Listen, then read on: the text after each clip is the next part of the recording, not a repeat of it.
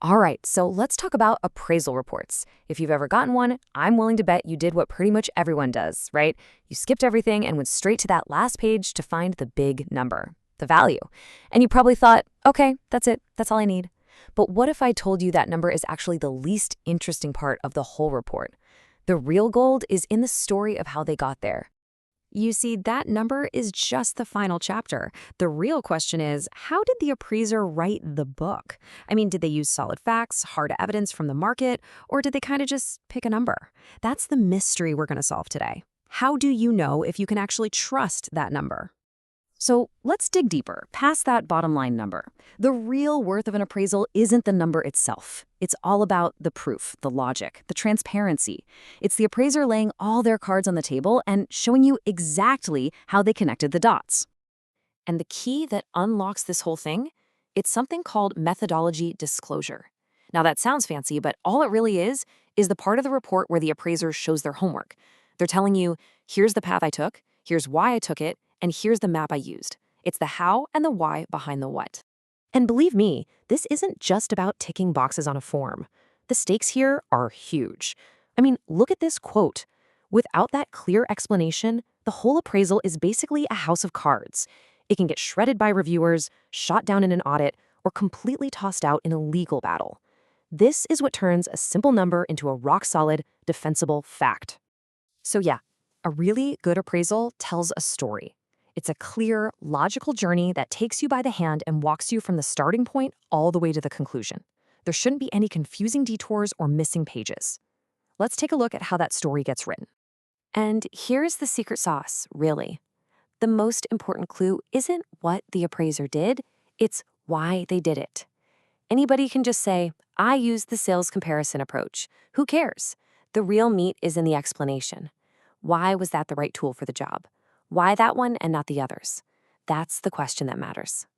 So, when it comes to figuring out value, an appraiser basically has three main tools in their belt.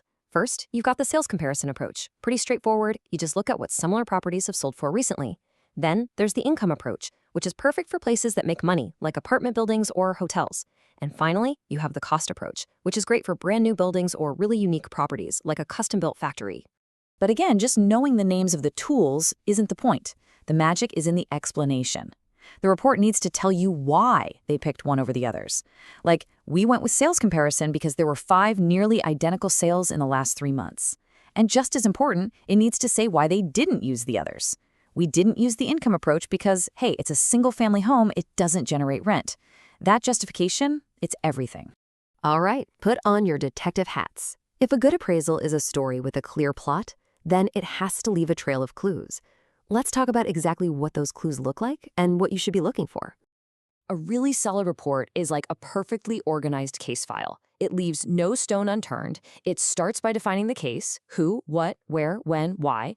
It shows that it looked at all 3 possible methods. Then it clearly states, here's the one we chose and here's why. But also, here are the 2 we didn't choose and here's why. It'll even tell you how it picked its evidence, the comparable properties, where it got its data, and if it had to make any big assumptions along the way. No guesswork allowed. Here's a perfect example. Let's say it's a regular house in a subdivision. The appraiser probably isn't going to use the income approach, right? A bad report just ignores it.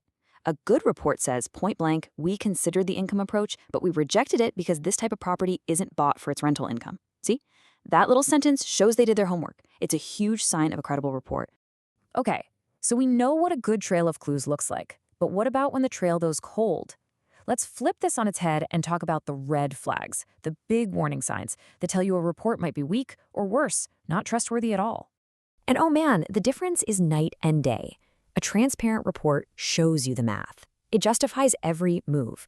A non-transparent report, it just gives you the answer and expects you to trust it. It'll make these big adjustments to value without any rationale or hide behind vague cookie-cutter language that could apply to any property anywhere. It's the difference between a detailed explanation and a shrug. So here's your red flag checklist. Be on high alert if the report just names an approach but doesn't explain why it's the right one, or if it starts adding or subtracting value for things like a better view but doesn't explain how it got to that number. And the biggest one? If it completely ignores an obvious approach, like not even mentioning the income approach for a hotel, that's a major red flag. The trail hasn't just gone cold, it was never there to begin with. So why does all this transparency matter so much? what's the end game here? It all boils down to one super important word: defensibility. See, a great appraisal isn't just about finding a number.